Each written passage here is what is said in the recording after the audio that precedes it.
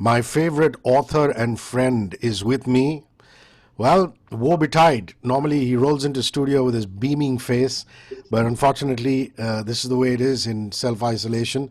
And given that he's now a diplomat in old Blighty, he's sitting continents away. But wonderful to see you, Amish. How are you doing?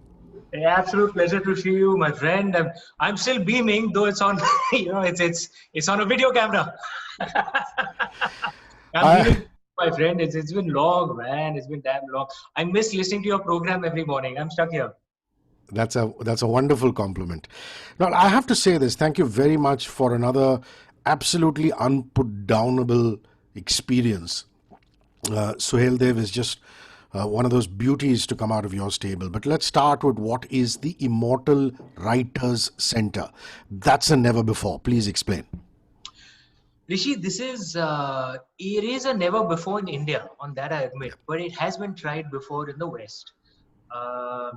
So by authors like Wilbur Smith, by James Patterson, where they build up a writer center, they hire a team of writers so that they can come out with more stories.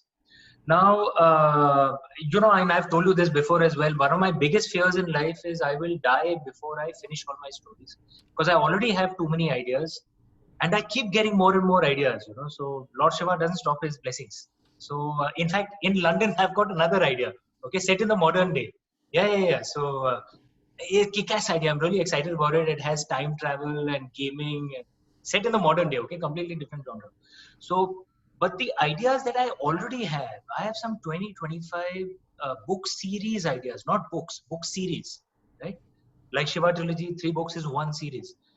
At the pace that I write, a year and a half to 2 years, I'll die before I finish all my story ideas, right? And I can't do that. I can't carry my stories to the cremation fire. So this was a very simple idea suggested by my team members that how about if we start a writer center here? Uh, so we've hired writers. As of now, we have 4 published writers that we are working with. Uh, I'm a bit of a control freak, so my model is a little different from James Patterson's and Wilbur Smith's. I essentially make the story summary, which would be say a 5,000, 10,000 word, kind of story summary, the entire arc, key characters, etc., and what is the research that should be read, which is then shared with the team. Then the team, either just one individual or the group, will write the first draft, which could be say 60, 65,000 words. And then it comes to me and I make the second draft and finalize the manuscript. So essentially what I'm doing is in a way increasing my capacity, so I have as of now 5 projects running simultaneously, books. Each book takes a year and a half to 2 years. That's the amount of time my books take. My books are, they're relatively long, 400, 500 pages. They have a lot of research. So it can't be churned out in 6 months. But if you have 5 books running simultaneously a year and a half to 2 years later, you can launch 5 books together. So that, spacing it out, I'll have a book coming out every 6 months. That's the idea. Essentially that I can get more books out. These are all my stories and it'll read like my book to you. Because It does. the story and the second draft and the finalization is mine. But we don't want to mislead the reader, so we make it very clear in the book that it's an Immortal Writers Center Yeah. book. The writers get a fixed pay. So even if I'm not happy with the final manuscript, and for whatever reason say it doesn't get released, that doesn't matter. The writers get a fixed pay. That's how the model works essentially. So we've just started it. This is the first of the Writers Center books. There are 3 more projects which are already on. Besides the fourth, which is the fourth book of the Ramchand series, which I'm working on myself. So the core books only I will write: Shiva Trilogy, Ramchandra series, Mahabharat series, Lord Rudra, Lady Mohini series. But these other books will come through the Writers Center. And hopefully you'll see a book of mine once it becomes stable every 5-6 months. Nice. Lovely. Did you start reading about the Battle of Bayreuth first, which is a documented event from history, or did you choose to research Mahmud of Ghazni first or Suhail Dev first? What was the starting point for the story? The starting point for the story was actually a conversation. I discovered about King Suhail Dev in Goa, at a seminar through Abhinav Prakash, who's a professor in Delhi University, and Sanjeev Sanyal, a friend of mine, I know who's a Sanjeev. principal economic advisor in the government and an author. And they told me about this, about the story of King Suheldev. I was fascinated, and King Suheldev is from UP, the state my parents are from, and I hadn't heard of him, right? And in my opinion, probably one of the most consequential heroes that you've not heard of, right? I thought, look, this is something that has to be set right. And I started, okay, let me start exploring this. And history is written by the victors, right? So the ultimate victors Yeah. were the Turks 150 years later. So the first text where he's written off is actually a Turkic text, Birate Masudi, which paints King Suheldev as a villain. Obviously, for them he was a villain. But there were folk traditions which are very strong. So I researched that, and found a fascinating story. See, but the thing is this: I'm not a scholar; I'm a storyteller, right? So I don't claim for this to be a non-fiction scholarly work on King Suheldev. That should be done by the scholars. Perhaps Sanjeev Sanyal could do it, or another scholar. This is a story. It's like what Braveheart was to William Wallace. That it obviously did not follow the actual story. You embellish it to make a story. So that's what I've done. It's a historical fiction story on a truly remarkable hero who we need to hear of, who we need to get inspired by, especially in today's day when I think unity is more important than ever. We are facing attacks from a neighbor. And I'm a diplomat, so I will not name the neighbor, but we all know who that neighbor is. The pandemic also emerged from that neighbor only. And we must be united. Because the message of King Suheldev is if we are united, if we Indians are united, we are freaking undefeatable.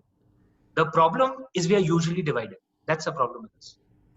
I love how you describe battle scenes. It's so vivid. You actually paint a picture with words. How do you do it? The technicalities of large armies going up against each other, as well as the intricate details of one-on-one combat. There's always both, isn't it? I mean, likewise here, one-on-one combat, as well as, large flanks and infantry, cavalry. Talk to me about that. I am clearly not a warrior.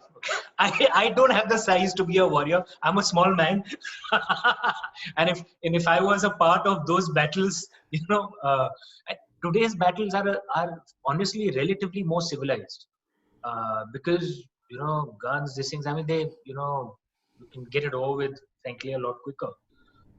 Battles in those days were brutal, and someone like me would have been the first to be killed, right? But I love reading on this subject. I mean, I don't know if it's a fascination for the macabre or just fascination with wars. Like, I love going to historical places, seeing locations, trying to imagine how wars could have happened. What were the battles like? The often, like as you learn in battles, the land itself plays a role. Where you choose your battle plays a role. How you play to your strengths. It's fascinating exploring ancient and medieval battles. So I've explored ancient and medieval battles, not just of India, but all over the world. I love reading about it. So I guess all that knowledge is there somewhere in the back of the head. So for example, the medieval tactic, the importance of reserves, when to bring in your reserve brigades. Okay, this was one of the things that most successful armies captured very well. The Rajputs never had the concept of reserves. So despite being very brave, they lost many battles. Because one of the biggest problems for Rajputs was because if anyone was kept in reserve, he would take it as an insult. Oh, That you're saying that I'm you're not not man part of the enough to playing fight. 11. That no, you're saying that Yeah. my commander is telling me I'm not man enough to fight. I have to stay in reserve. So Rajputs would normally, the entire army would just charge. Okay. And reserve management was one of the critical things in medieval warfare. I understood this from studying various battles. So gives you insights, gives you interesting insights. So you're the kind of guy who would go to Hampi maybe and just sit amongst the ruins in one corner and imagine things in your head, have it play out or wherever. I love it. Interesting. I love it. Which is why I love writing so much, because I love that world, honestly, more than the actual world that we live in, right? And in many ways, that world is more real than this world for me. Yeah. I like that Suhail, the book talks of Indian Muslims. They have for long, mostly unfairly been questioned and doubted. Talk about that. No, I think a key mistake our elite establishment historians made. So I would lay the blame more out there initially. Is that they didn't call the British colonial Raj the Christian invasion. Then why do they call the Turkic colonial Raj the Muslim invasion? Interesting. Like somewhere in the back of the mind, you're told like they would have been Indian Muslims, which is not true. Practically all Indian Muslims today are actually descendants of Hindus and Buddhists who were converted, often forcibly, often at the point of a sword. Right? Initially, yes, in the initial years, because Islam first came to India and Kerala, right? Initially, it was all peaceful, but when the Turkic invasions happened, yeah, so that's what. So Indian Muslims are not Turks. We can do, gene testing to prove that. But frankly, do you even have to do gene testing? Just look at them. Do they look Turk? Yeah. Or do they look Arab? No, they don't. Right? And I think Bollywood movies, Indian movies have played a role in this miscommunication as well. It's a little bizarre that Mongol warriors are shown with what appears to us like Chinese features. But when they show Turkic warriors, like Alauddin Khilji, they'll put Ranveer Singh. Akbar, they'll put Hrithik Roshan. Again, somewhere in the back of the mind, they were Indians.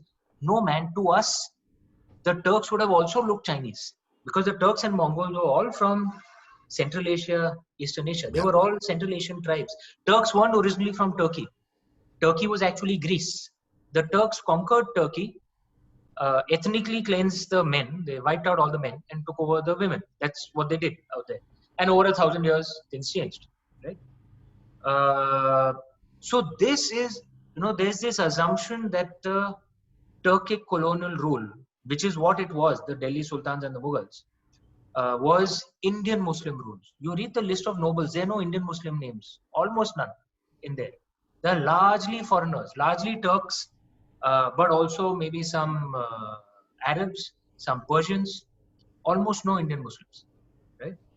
We need to understand that. So that's one perspective, understanding that it was Turkic colonial rule, who were Muslims, yes, but who were not Indian Muslims. Secondly, they were brutal beyond measure.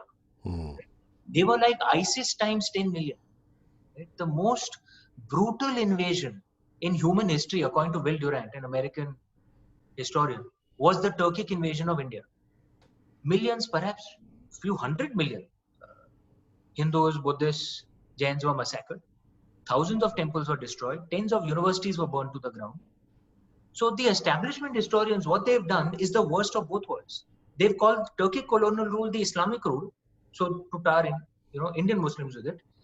And they're also trying to tell Hindus that no, nothing happened. Alauddin Khilji was a peaceful guy just playing the sitar. Aurangzeb was a wonderful man just singing ghazals. When we all know they were the most brutal buggers in human history, right? So, a Hindu, even a centrist Hindu like me would say, like, why do you have to defend Aurangzeb? I mean, it's like defending Hitler, man. Like, what's wrong with you? But at the same time, what does it have to do with Indian Muslims? So what the establishment historians have done is injected poison into India. They have hurt both Indian Muslims and Indian Hindus. We need to pull that poison out by realizing it was Turkic colonial rule and it was probably the most brutal invasion in human history. We need to speak of it honestly. Truth will set us free.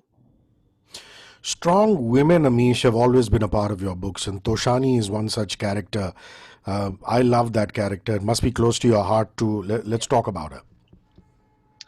One of the things in Indian tradition, which has been forgotten again in the last few centuries, is in our ancient way, men and women were treated as equal. We had the equivalent of women prophets and messiahs in ancient India. I've told you this before. I've said often in the Vedas had hymns written by Rishikas. Show me another culture which had women prophets and messiahs. We're the last surviving goddess worshipping culture in the world. We had a tradition of women warriors. Right? it wasn't unknown in India. So Rudrama Devi, for example, a Kakadiya queen, used to lead her army into battle. The Cholas had women regiments. The Mauryas, the Guptas had. So it wasn't unknown. We've just forgotten it. And today, how we treat women in India today would frankly embarrass our ancestors. They would be ashamed of us. So we need to revive those memories. Because look, I think role models are very important. Role models play a role in how you behave today.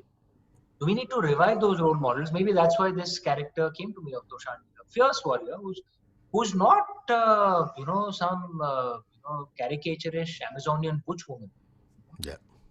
but she's a tough warrior, you know, and fights a woman warrior because they would be physically smaller. You can't show them fighting with a mace. That's incredulous. But with a bow and arrow, they can be devastating, right? So, which is what he was. Fantastic. Again, radical Islam versus moderate liberal Sufi Islam. Your book talks about that. And also, I had no idea that the ancient Turks were actually Buddhists who then became radical Muslims. So let's talk about both those aspects. The fact that you talk about radical Islam versus moderate liberal Sufi Islam, and the Turks actually being Buddhists. Abe, if you see countries like Indonesia, India, vast majority of Muslims are deeply liberal. The Venkateshwara temple, for example, in the south, has many Indian Muslims coming and praying out there. The pictures which are very common. You'll find a woman in a burqa praying to Lord Vishnu, right? Take the prasad and going. Or the Manganyar Muslims in Rajasthan who are Muslims, and but they sing devotional ballads to Lord Ram. It's not uncommon, right? Only an Indian Muslim could have said, "Ya to masjid mein sharab peene de saki, ya aisi jagah bata jahan khuda na ho." Unfortunately, in the global world, the Indian Muslim voice is not that heard that much. Right? Voices that are heard are from countries which are fundamentalists. Unfortunately, mostly Pakistan, which is it's a unfortunate benighted state. Yeah. It's a narco terrorist political organization at the top, which is the Pakistanis are the worst sufferers of the Pakistani state. So we need to speak of this a lot more, so that there is a different model. Secondly, yes, the Turks were actually Buddhist till relatively late. They converted only around the 11th century in large numbers, and large numbers only by the 12th, 13th century. That's why you'll find their earlier names had a lot of Buddhist influences. They started taking on more Arabic names only later. So the Turkic word for idol as well, Buddh, as I explain in the book, comes from the word Buddha, because they were Buddhists, and they used to worship Gautam Buddha in an idol form. It's one of the things that we don't know. Like Khan originally is not a Islamic name, Islamic surname. It's only in the subcontinent that Khan is seen as a Muslim surname. Khan was originally a Turkic Mongol name. I mean, Genghis Khan was not Muslim; he was an animist. Yeah. Interesting. Now, the destruction of the Sorry, but Somnath Genghis Khan was a Mongol, though. Yeah. But I think Mongols and Turks they used to almost battle together. Central Asians. And the first Mongol armies, the officers were all Mongols, the soldiers were Turks, which is why the first, across the world, not just in India, across the world, the first Turkic dynasties were actually the slave dynasties, because they were slave soldiers of the Mongols who rebelled and became rulers themselves. Not just in India, across the world. Most of the first Turkic dynasties were slave dynasties. Interesting. The destruction of the Somnath temple, in a lot of ways, it destroyed India's spine at the time. Tell us about that devastating event. I mean, you do refer to it in the book. I'm not saying that the book is not fiction, but there's lots that you draw from history. So talk to me about that. It was, and I'm a Shaivite, you know that. So for me, even writing that scene was very difficult. And beyond a point, I couldn't describe it. I just ended with him swinging Mahmud Ghazni swinging the hammer. And yes, India has suffered this. There's a scholar called Sitaram Goyal who's written a book with evidence on hundreds and thousands of temples which were destroyed, and the Turks recorded it in their own biographies, or their own texts, like Tariq-e-Farishte, for example. They saw it as a matter of pride. So it's not that it's hidden; it's in plain sight. Like, you can of course go and see the structures, but they recorded it as well in contemporary texts, and it's a painful period for us. It didn't just happen in India. The destruction of the classical world happened in most parts of the world. And what happened to the Greco-Roman temples? We all know they were destroyed. What happened to the fire temples of the Zoroastrians in Persia? We all know what happened. The Pharaonic Egypt temples, they were all destroyed. It's just that in most other countries, those original cultures, the ancient cultures, are dead, right? So there's no one to feel the pain, because their descendants, the memory has been reset, right? It's like a computer, right? If you wiped out the RAM and the ROM and you've started it again, there's no one to feel the pain. In India, though, we're still here. We're the only Bronze Age culture that survives still today. China is not a Bronze Age culture. It was relatively late. Emperor Qin was only 2,500 years ago. So we are the oldest, the only Bronze Age culture that is still a living culture. That is not a museum piece. So obviously, we feel the pain. Right?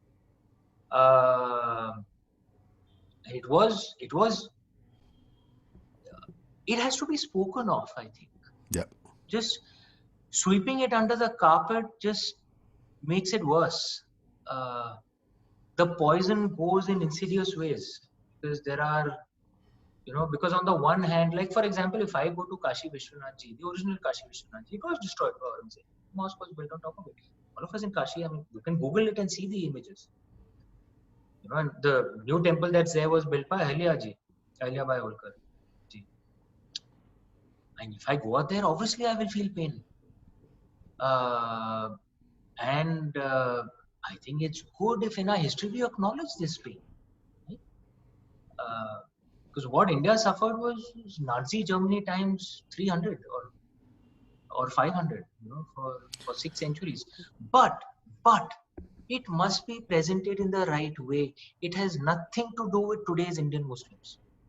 Today's Indian Muslims are actually descendants of Indians only, of Hindu and Buddhists. Again, do a genetic test, but you don't need to do it. Look at them. Do they look Turk to you? Do they look Arab to you? So we need to find that middle ground where we can speak the truth, but speak it without hatred. Yeah. Sultan Mahmud of Ghazni and the Ghaznavid Turks, they've been shown as completely bloodthirsty and barbaric in your book. You also briefly mentioned about how barbaric they have been. But there's also a lot of deceit. They don't follow any kind of battle rules. What did your research tell you about that? And there are enough mentions in Suhail Dev whereby conventional battle norms are just not followed. Look, the Turks were the military superpower of the world from the 11th to the 17th century. They didn't just conquer India.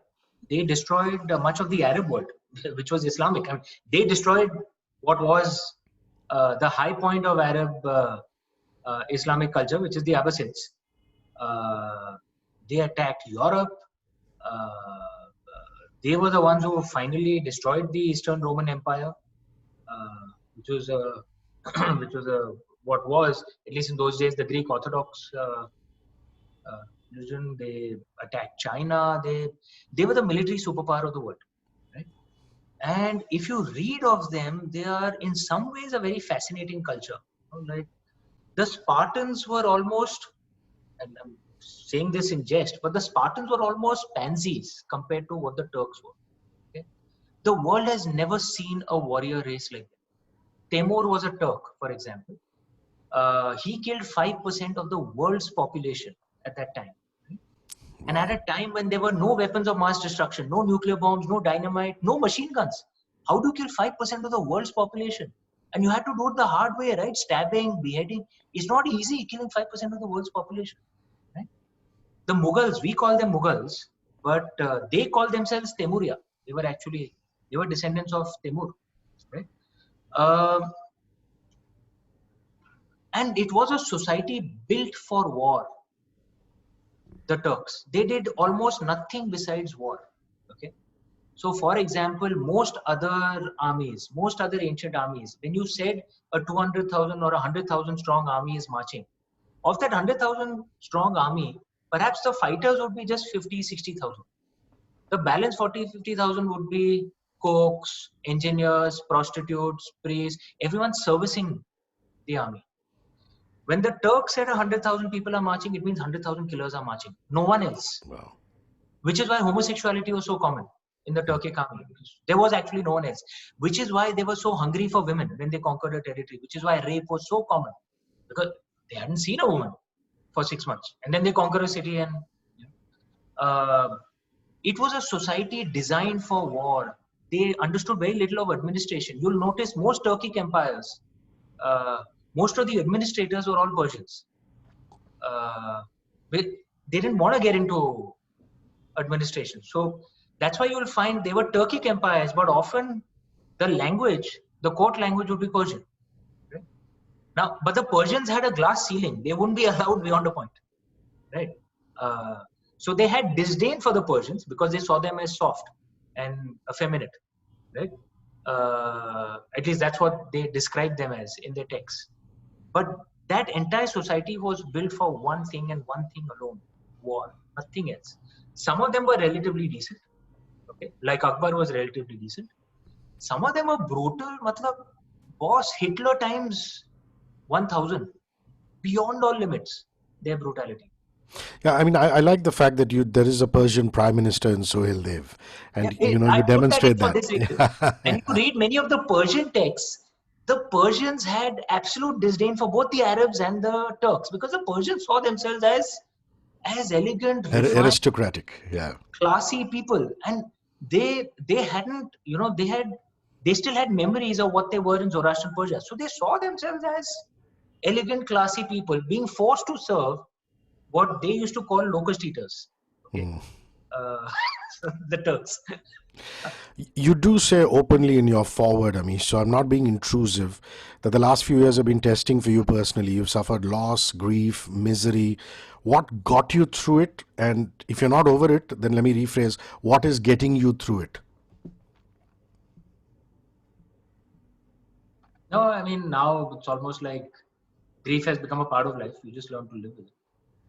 I think what has helped me is three things. One is work. Work gives you purpose.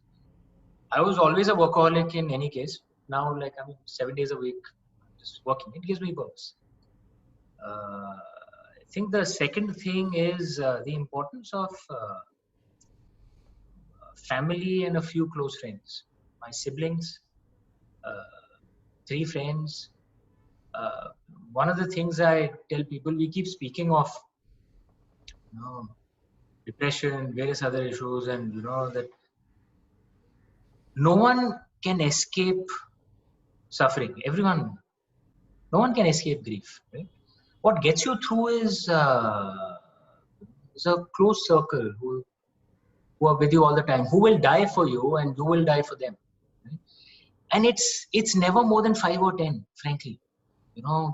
Your friends on your Instagram and Twitter and Facebook, they are not your friends. Okay? They're just acquaintances you're sharing pictures and posts with. Okay? Your friends, it cannot be more than 5 or 10. Close family and your friends who will die for you, who you will, without a second thought, die for. They kind of help you through, right? These difficult phases. And the third thing that's helped is some Buddhist philosophies actually. Look, the dharmic religions, Hinduism, Buddhism, Jainism, Sikhism, all have the same philosophical roots. That's why they are dharmic religions, right? Belief in karma, dharma, belief in reincarnation, which is why most dharmic people, we cremate our dead because the body is not important. It's the soul which is important. Right? These are the things which unify us, but there are differences as well. Like faith or atheism doesn't matter that much in the dharmic religions. But one of the things that differentiates us is the lens that we have in looking at the same philosophies. So most of Hinduism, the lens that it has to look at our core philosophies, the dharmic philosophies, is this lens that you are fundamentally bliss inside. That's a concept of Satchidanand. You are bliss inside. You can't experience it because you have too much bullshit around you. So the spiritual journey strips those layers of bullshit away, and you will experience the bliss. Beautifully described. This lens stopped working for me. And the philosophies are all there, but this lens stopped working for me because I was like, what bliss, man? What are you talking about? You know, like, do you even understand what I'm going through? Right? So there's another lens, which is part of the monk traditions of Hinduism, which is part of Buddhism, parts of much of Jainism, where the philosophies are the same. They're all dharmic religions. The lens is different. The lens is not that you are bliss inside. The first step, the lens is the fundamental reality of the universe is grief. Okay, is dukh. That's the first of Lord Buddha's Four Noble Truths. The fundamental reality is grief. Accept it.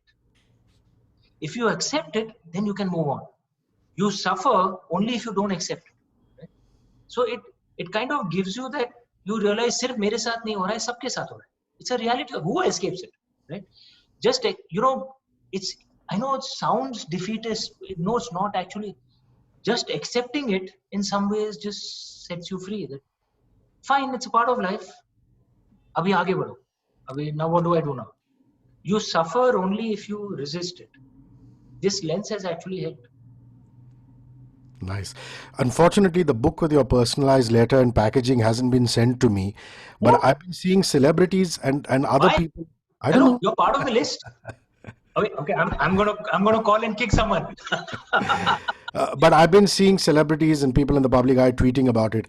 A book with a jute cover and a seal and some threads to tie them in. I mean, talk about this unique way of sending out books to some of your special friends, your influencers, the significance of it, and why you thought of this unique way of gifting it to people. It's I'm lucky to have a damn good team. So it's headed by my elder brother Anish Dada. He used to work in KPMG and hi-fi guy. So there are two organizations that the family has. One is a gene tech research company. My twin brother and father have started, and the other is my media company. And Dada has joined and is kind of running both. And then, of course, under him we have a guy with some 14, 15 years of TV experience. A few others. It's a damn good team, and they think deeply, right? And I think in today's day they get and all this, the credit for this should go to them. Okay, it's not my idea. That people like deeper things. They want to get a deeper sense.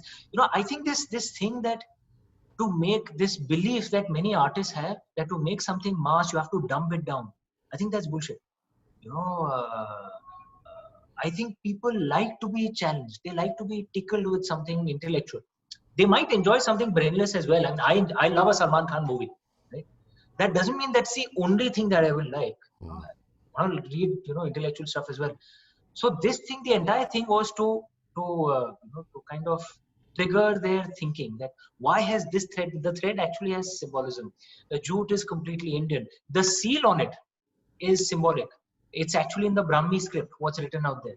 It's actually symbolic of the studio that we are starting. To kind of take my books forward into movies. We started our own studio. We are working on it. So that was the aim. Nice. Now, this is my first conversation with you after you've become a diplomat. You're now Minister Culture at the High Commission of India in the UK and Director of the Nehru Centre. So tell me what both your roles involve and also the activities of the Nehru Centre. Some fab work happening on that front.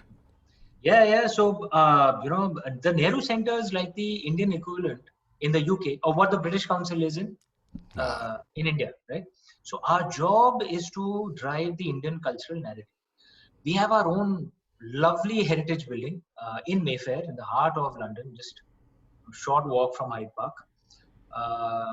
We have an auditorium out here, an art gallery. I have a lovely flat in here as well. I'm in the office. I'm in the Nehru Centre office right now.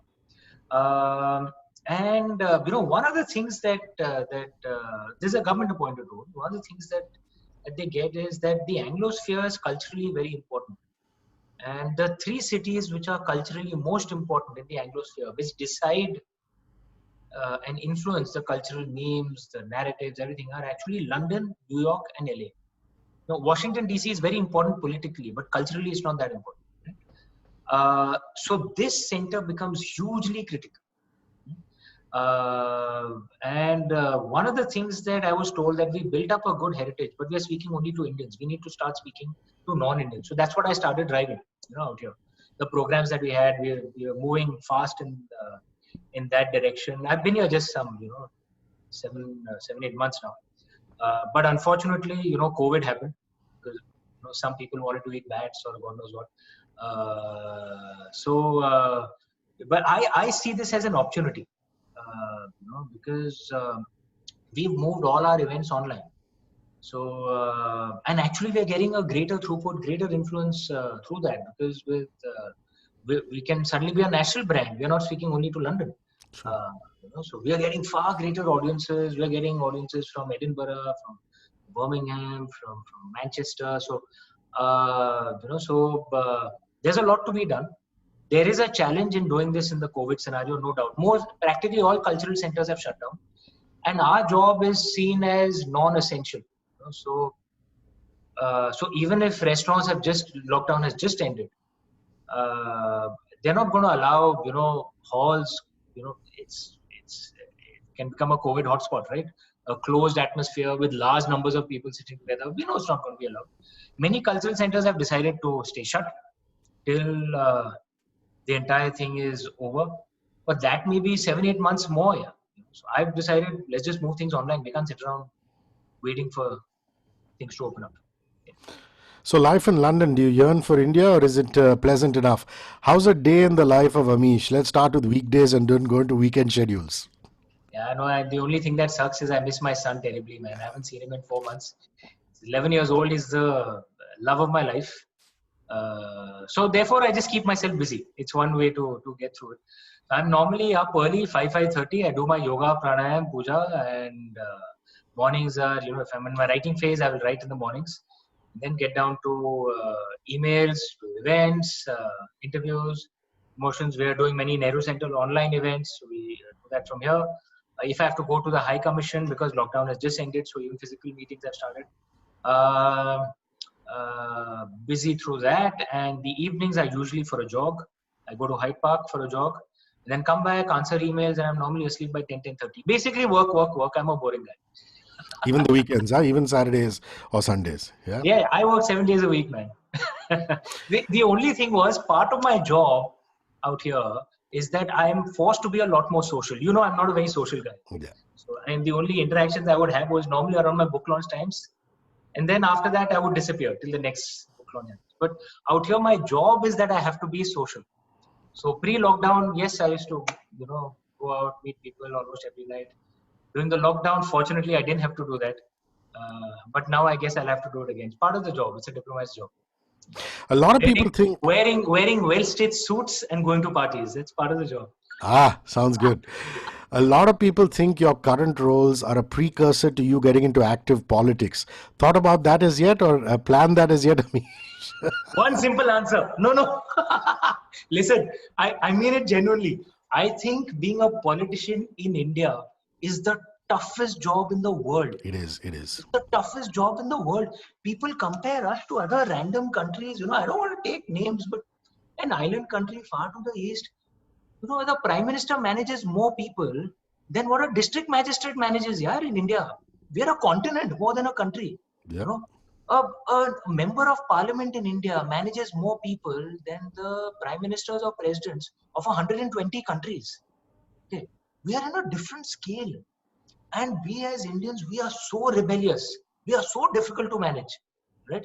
We like to think we are easy. No, we are not. We are the most difficult people to manage, because getting Indians to agree on something, my God, and politicians have to somehow make this work. So I actually have tremendous respect for politicians of all political parties, because it is not an easy job. I am not doing it. No. A skill you've picked up in lockdown, Amish. I mean, some people would say, I picked up a bit of cooking. I picked up, some audio software. So a skill that you picked up in lockdown, what would that be? Or, something you brushed up on? I've improved my tech skills. I was a tech critic. We have no choice now. We have to pick it up. And one of the things that I'd stopped doing, I was the lead singer of our band in I'm Calcutta. So sing both Hindi and English. Nice. So there's this wonderful software called Band Labs. I don't know if you've seen it. You can collaborate, you can jam with partners across space and time. You can record your thing, and share it with your friend who can add in the chords later, or they can add the chords, send it, and then you can record on it. So I've started jamming again. I just did more than words. Maybe I'll just release a video. Extreme, more than words, saying I love you. Beautiful. Rock lives in Rock Amish's lives. life. Yeah. None of these fancy boy bands bloody hell. One Rock lives Directioners, forever. One Directioners will be very offended, Amish. No, One Direction is one of those rare bands which is very good. Yeah, And I have to love One Direction because my son loves One Direction. So he yeah. By introduced me to One default. Direction. Talk about your childhood. I mean, three brothers, a sister. What was growing up in the Tripathi household like? Books exchanged, friendly fights, pillow fights, sports, music, food. What kept you guys busy? I'm just. Um, we read a lot, man. So that was one part because my parents, children often don't do what their parents tell them to do. They Yeah. do what they see their parents doing. So my parents read a lot. So four of us also started reading a lot. Um, you know, Ma would never allow the four of us to fight. She was always like, this is your Circle. this is your circle, and if we ever had a fight with each other, and matlab a genuine fight, not, I don't know, actual, just for fun, boxing and things like that. Yeah, we were very rough. We were three boys, and my sister, the eldest, was the roughest of us all, actually. She was the bully of the family. So, yeah, fisticuffs, all that for fun. Yeah, of course we do that. But never actual fighting where we are screaming at each other. Ma would never allow that.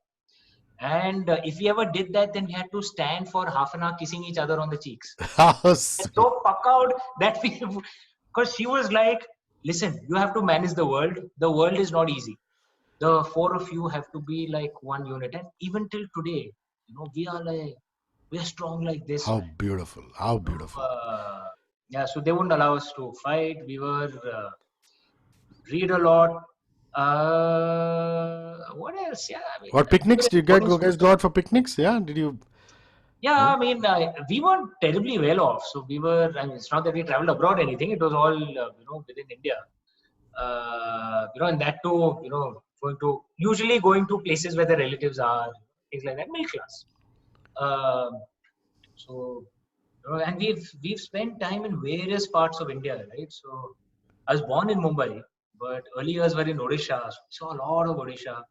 Then Ashish and my twin brother and I, we were in a boarding school in Tamil Nadu, sorry.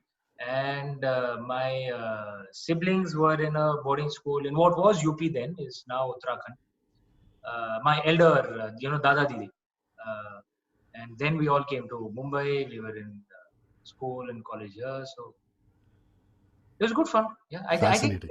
we had it was a wonderful thing that it was kind of like a mix of both worlds, because my parents were educated in the Hindi medium. We are deeply traditional, deeply in our scriptures and traditions, but they were very clear that, because you know how India was in those days, if your English wasn't good, you Yeah. don't get good opportunities. So they were very clear that therefore children will not suffer what they suffered. So they sent us to schools and colleges which were frankly beyond their income and social status, right? So the four of us went to boarding schools, and my parents had no savings, nothing. All their money was spent just on our education, right?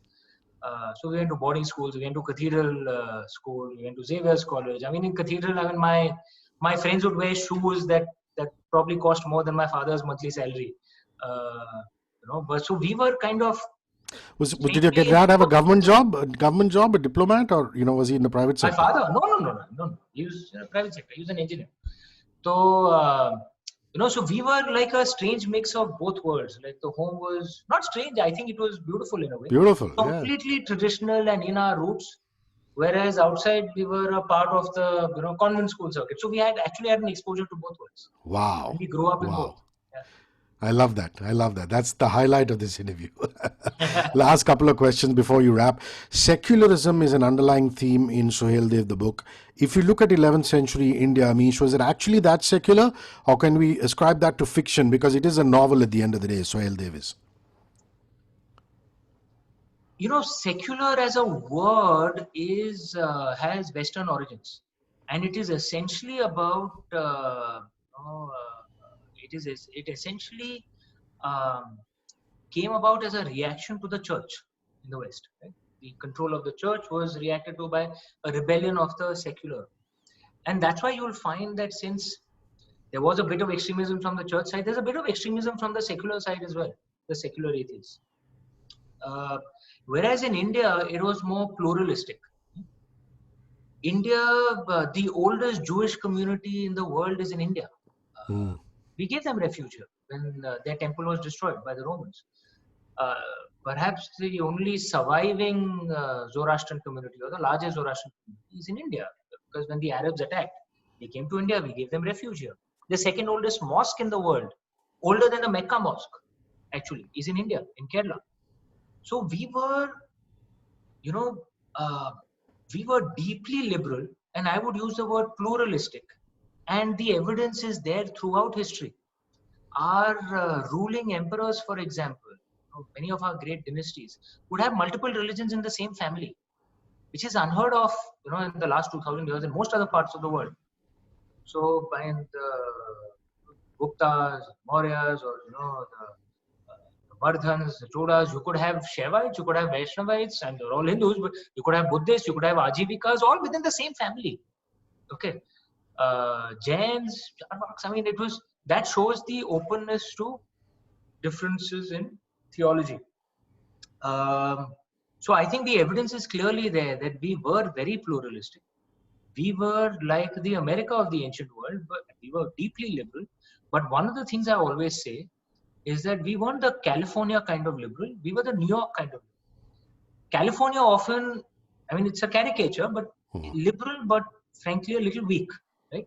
Whereas New York is liberal but tough. You don't mess with them, but they are liberal, right? They are open-minded to different points of view, right? But they're not gonna, lay down on the ground for you to walk on them. That's not gonna happen. So Indians were like that, our ancestors. We need to revive that spirit of liberal but tough. We need that spirit. Very well said. My last question is about Sohail Dev himself. He's not revered as much as he should be. You briefly mentioned at the top saying, history is written by the victors. I mean, your book should help in that regard, disseminating information about Sohail Dev. But looks to me like his contribution to Bharat's unity and keeping out invaders was unprecedented.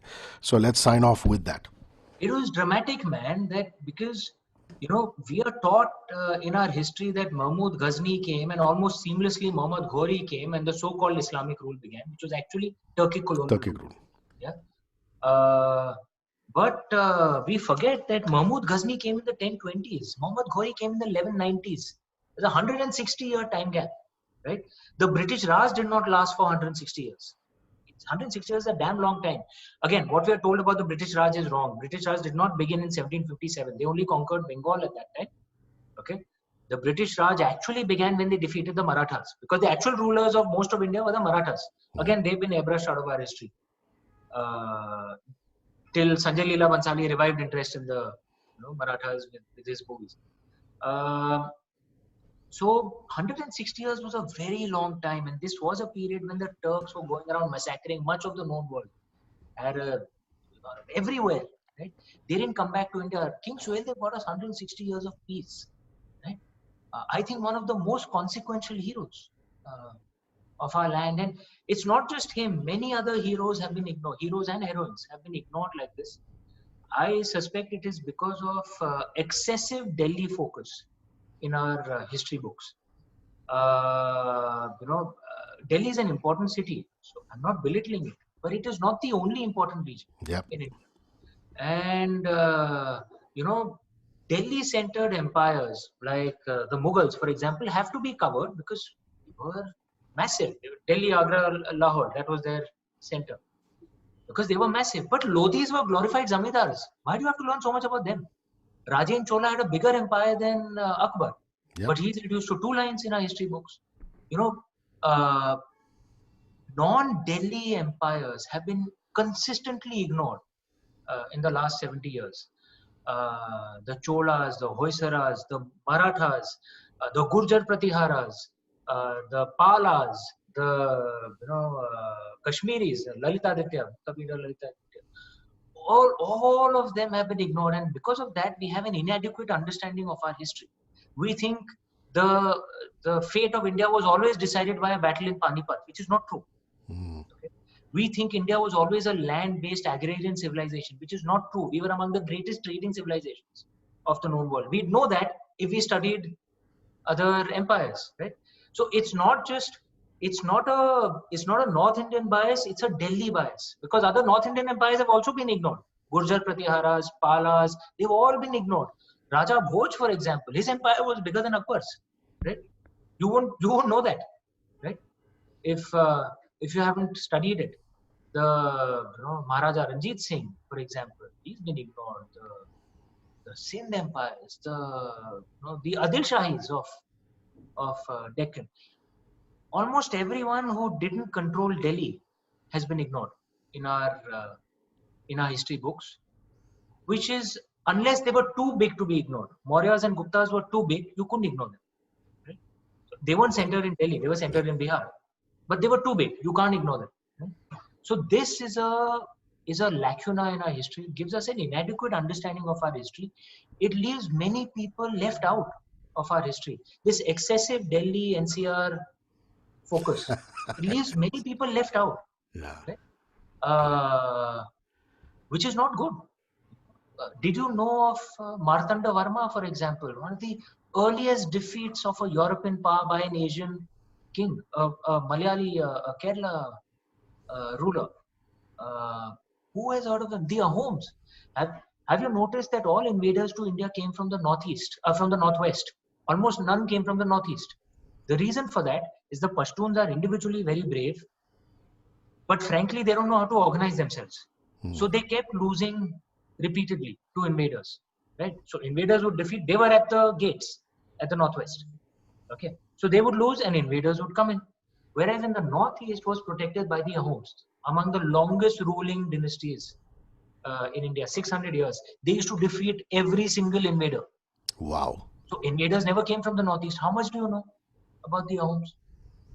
Assam, the Palas from Bengal, all been ignored. It's not good. The Kalingas, they've all been ignored. It's not good. We need to balance our history out. Sure. We need to balance it. Amish, conversations with you, including this one, are all breathtaking for the sheer vista of topics that we cover. Thank you for Suhail Dev, and speak soon and be safe. Most importantly, be healthy and safe, my friend. Thank you. Cheers. My friend, you too. Bye.